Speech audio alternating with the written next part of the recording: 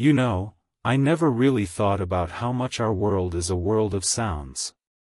For most people, it seems natural, we were born with it and live with it, without even separating one thing from another.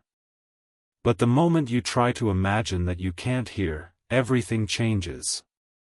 What's obvious to us can be a mystery to deaf people, and sometimes even a shock. Take butterflies, for example. Tiny delicate creatures that float around like the perfect decoration for a summer day. When I was a child, I was absolutely sure they made some kind of gentle sound, maybe like a rustle, maybe a faint buzzing, like thin strings. And only later did I learn the truth, they are completely silent. No vibrations in the air, no rustling. Butterflies are real ninjas of the insect world. And when I heard that deaf people were genuinely surprised by this fact, I realized that I myself had carried around an imaginary sound my whole life. Or take another situation, with my friend, who got cochlear implants a few years ago.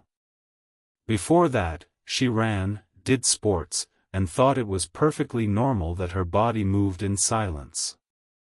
But then, when she first heard how everything around her makes noise, from sneakers hitting the asphalt to the breath in her lungs, she simply couldn't believe that her own chest, when she ran, made no sound at all. She was sure there had to be at least something, a light thump, a tap-tap.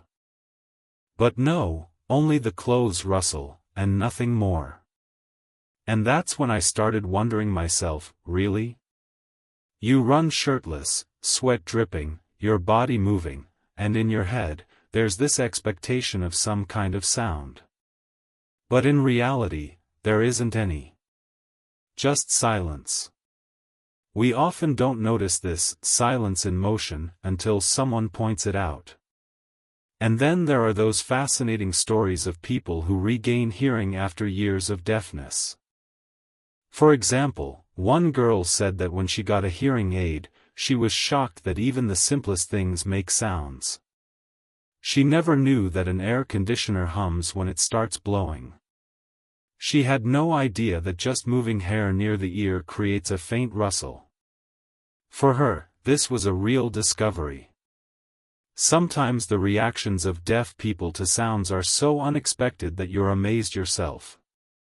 One of my friends, whose brother got implants, told me that at first his brother staged concerts with squeaky cupboards. He could spend 10 minutes just opening and closing the doors to listen to the squeaks. It sounds funny, but think about it, this is a man who had forgotten for more than 20 years that objects have their own voices. By the way, trees. We're used to them making noise. The wind moves through the crowns, branches bend, bark cracks. For us, it's just background, pleasant or eerie depending on the situation. But imagine living half your life without knowing that. And then you walk into an old forest for the first time, hear something cracking and rustling around you, and you don't understand what it is. For a deaf person, it can be both magical and terrifying. In the daytime, the sound gives a sense of a living world, but at night, it becomes real horror. And then there are the silent tricksters, things that seem like they should make sounds, but don't. Like water. One teenager who had just gotten implants was convinced that water should crackle like fire.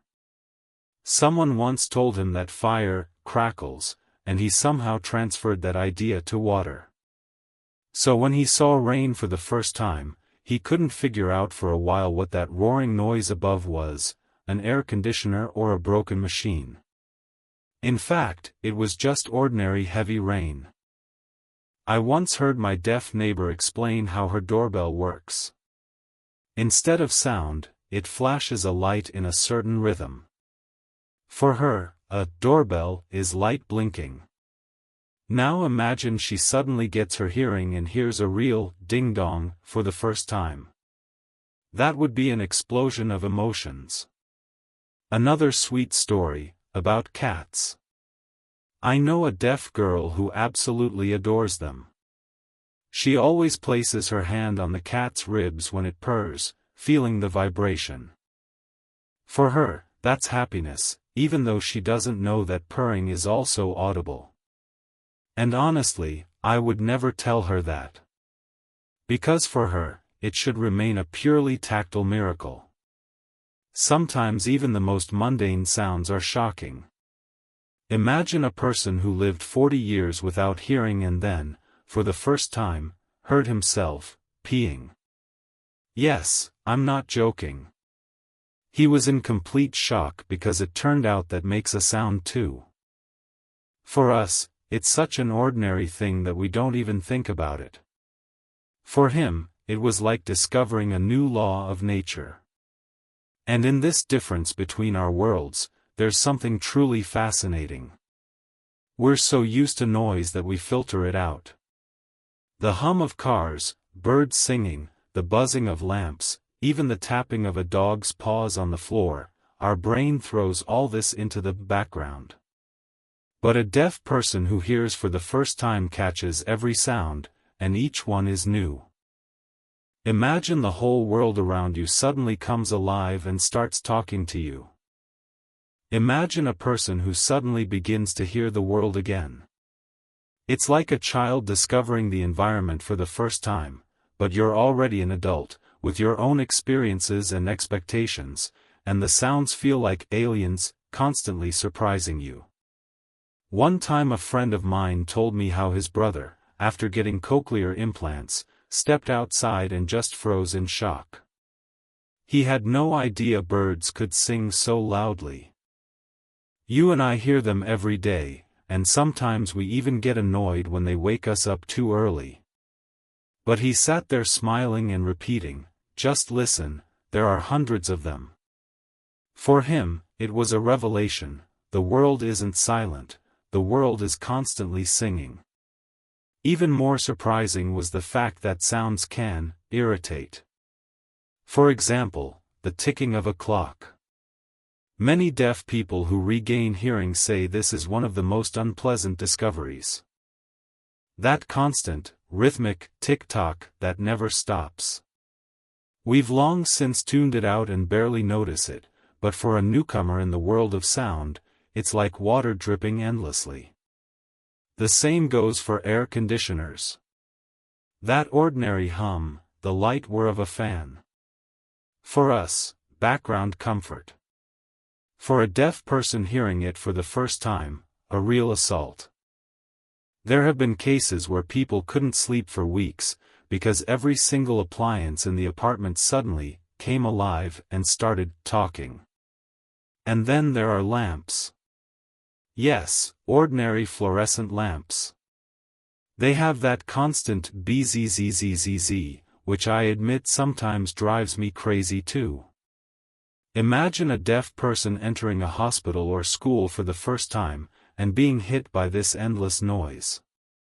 For them, it's not just a sound, it's almost an alarm. What is this? Where is it coming from? Why does it exist? Things we joke about can be real revelations for the deaf. For example, the sound of one's own body in the bathroom. Many had no idea that urination trickles audibly, or that passing gas is so loud. Some even admitted that at first they were afraid to use public restrooms, because they couldn't believe that other people actually hear all this. It sounds funny, but it's also deeply sincere. Imagine living 40 years thinking the bathroom is absolute silence, and suddenly discovering it's a whole concert. Another interesting moment: dogs and their claws. Many deaf people are shocked to learn how loudly a dog taps across tiles or parquet. It seems like a small thing, but when your pet runs around the kitchen every morning, the sound is like a march of tiny drummers. And the story with rain might be one of the most touching. A girl who got implants once sat in a cafe and suddenly started looking around nervously, as if something had broken. She heard a noise she couldn't identify.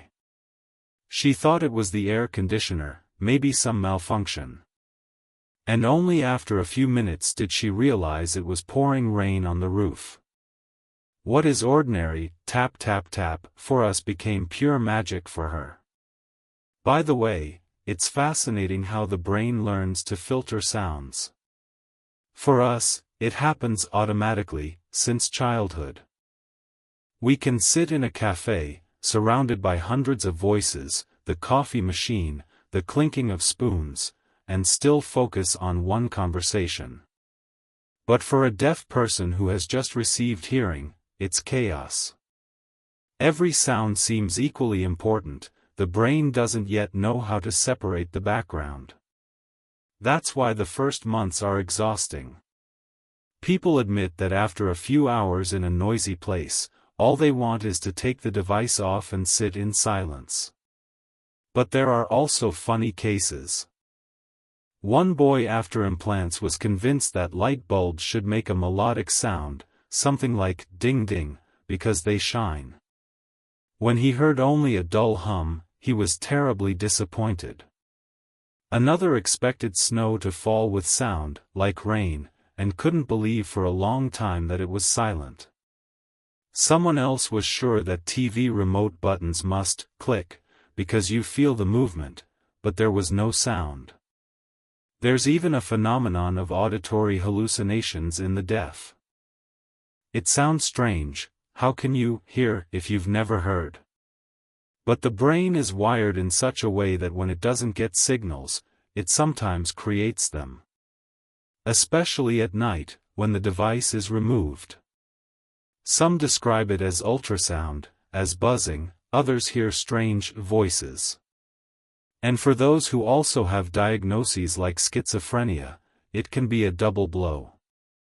Another fascinating thing is how deaf people often perceive vibrations differently. For example, they know cats purr not through sound but through touch. Or they hear bass at clubs through their bodies. And when they finally get the device, those vibrations are suddenly accompanied by sound, and the picture becomes complete. And you know, there's something poetic in this. We, the hearing, treat noise as background. But for those who lost it and regained it, every sound is a little miracle. Sometimes even unpleasant noises are listened to with a smile, because it means, I'm part of this world again.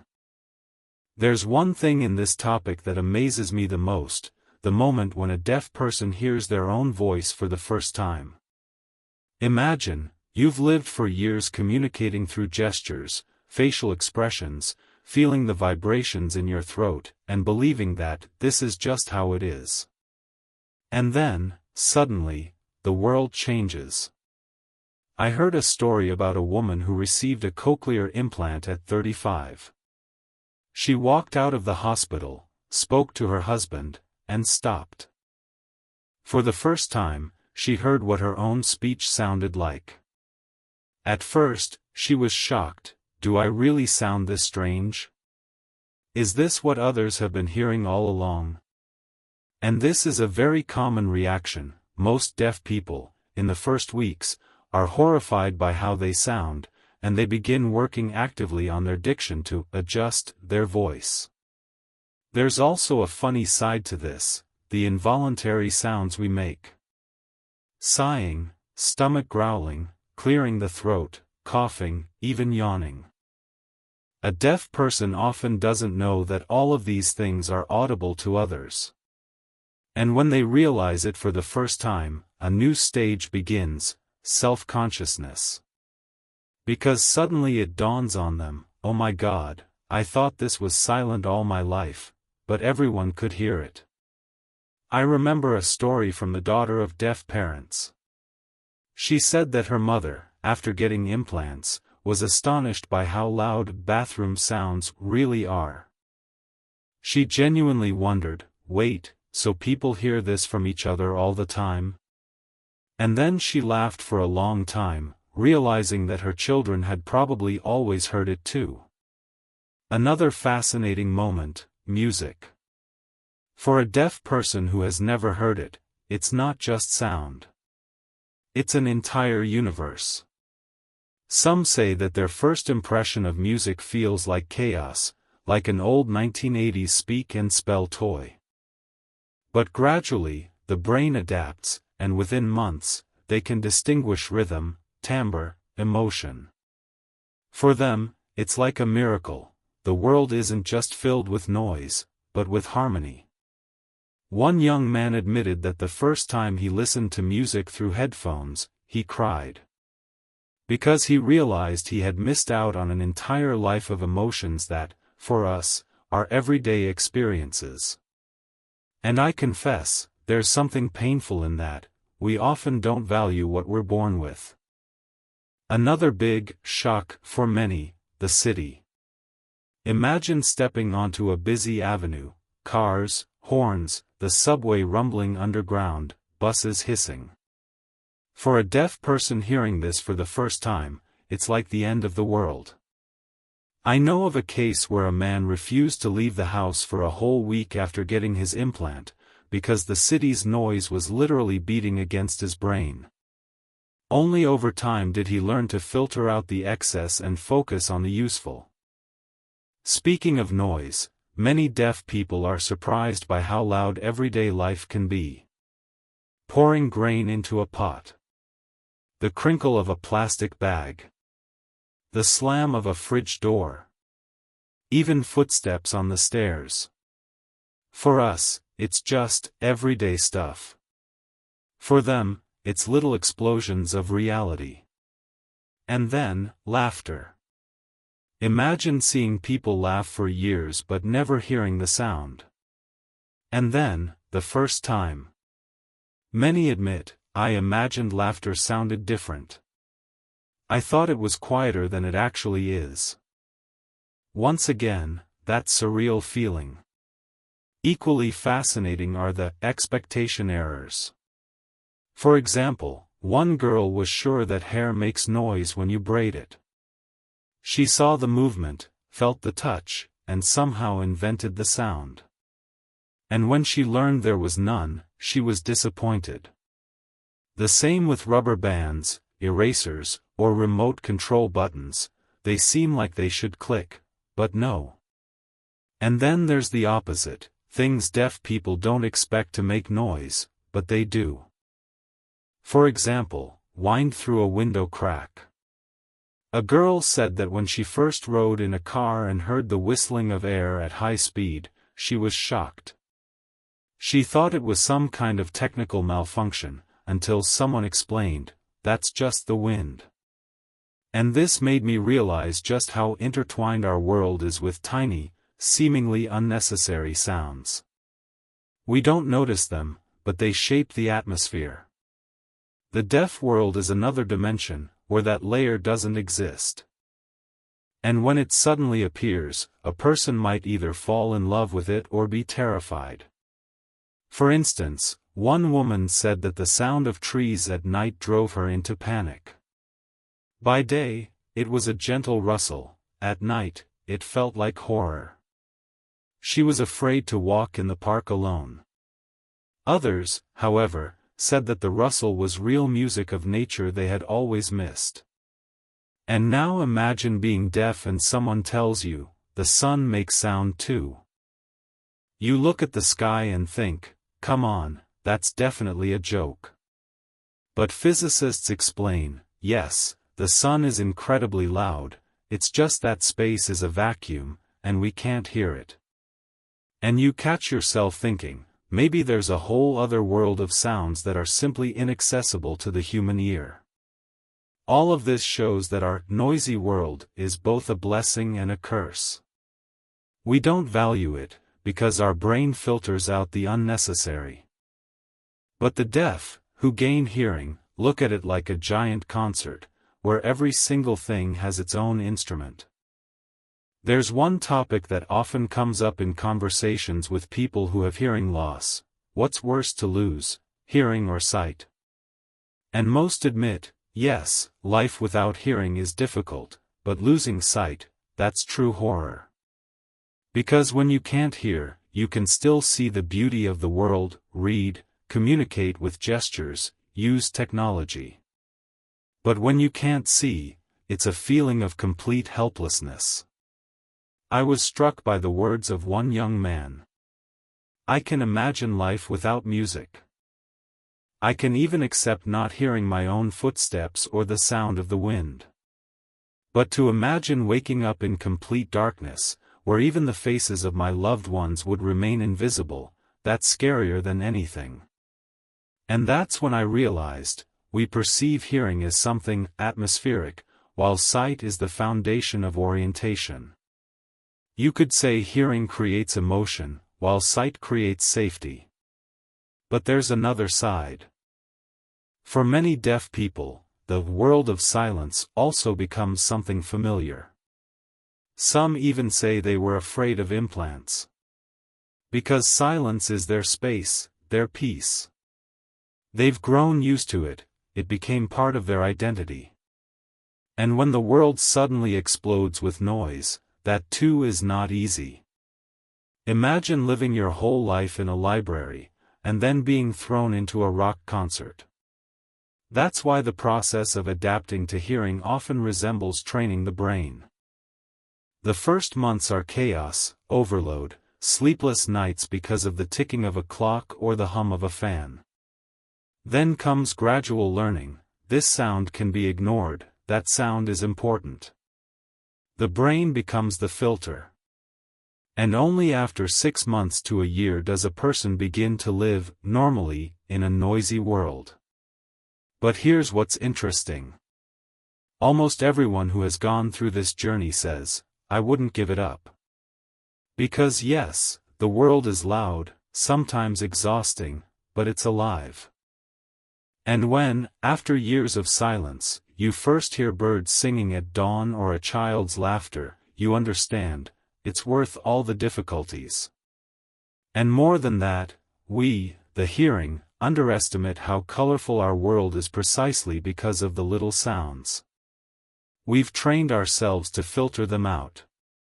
But try, just once, to sit and really listen. You'll hear the hum of the refrigerator, the murmur of cars in the distance, the rustle of paper on the table, even your own breathing. And you'll realize how much this background shapes the atmosphere of life.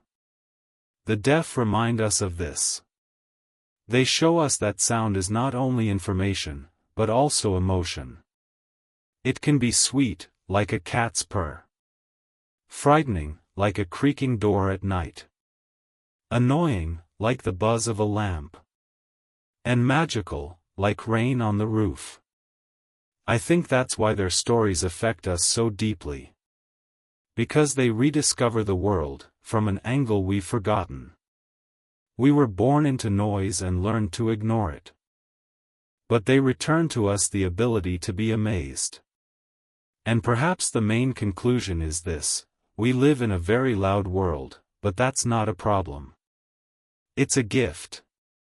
Sometimes it's worth remembering that, and simply listening.